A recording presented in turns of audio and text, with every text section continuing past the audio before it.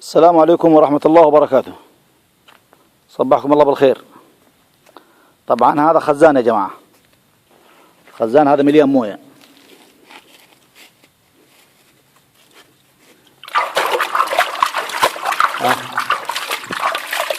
ومكشوف والله العظيم انه بالليل وبالنهار. في منتزه الجميعات جنوب الجوز،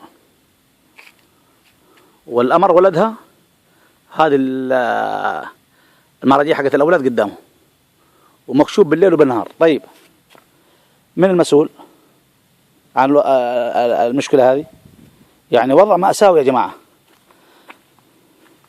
قدام فترة كانوا يدوروا الأبيار المكشوفة دفاع المدني حتى في الصحراء، الآن حطوها في منتزه عام للأولاد وعند ملاهي.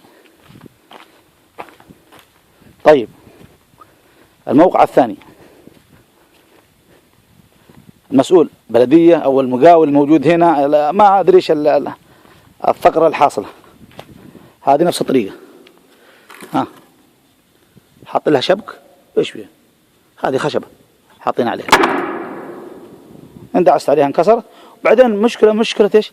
محل أولاد، يعني تحطها مصيدة، هذه تحطها في منتزه بالليل. طبعا الكهرباء ما هي شغالة، يعني لو الأولاد ذلا جو جنب الملاهي ذلا إيش بيكون الوضع؟ بعد ما يوقع الفاس في الراس جت العدين نحس وقفل ما قفل، ما في فايدة. هذا ليش أنا من بدري ما أتلافى الموضوع هذا؟